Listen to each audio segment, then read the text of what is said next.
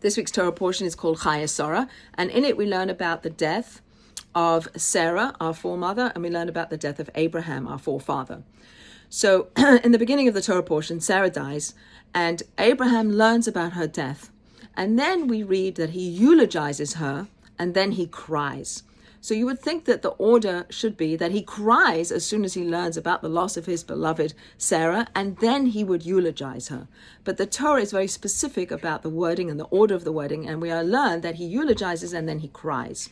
So perhaps a way of understanding that is that through eulogizing, through extolling her virtues, through knowing who she was in the world and what relationship she had with him, by speaking it out and focusing on it and talking about it, that he comes to understand what he's lost, and then he cries. He understands Sarah and who she was and what she was and what he's missing by eulogizing, and then he comes to cry.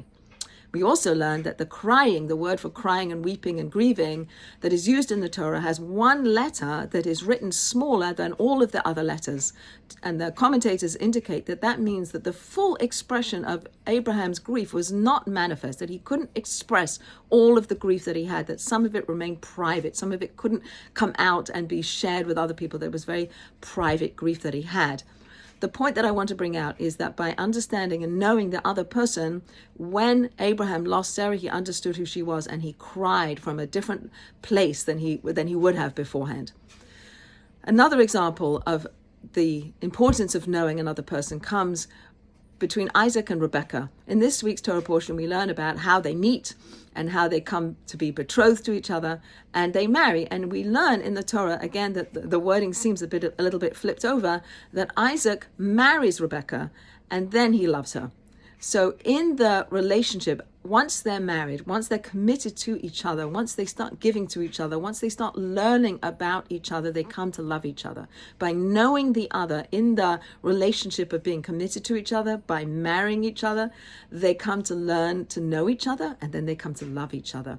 So these are two examples where knowing the other brings us to a greater understanding of another person, but also a greater love or a greater sense of loss when we've lost that person.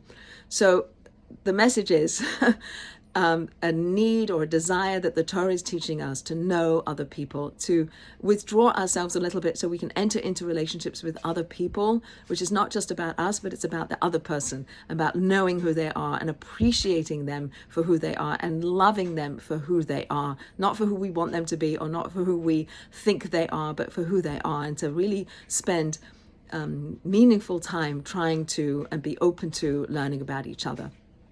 So please God, we should have those kinds of relationships in our lives where we know other people, where we come to love other people, and we miss them when we don't have them in our lives.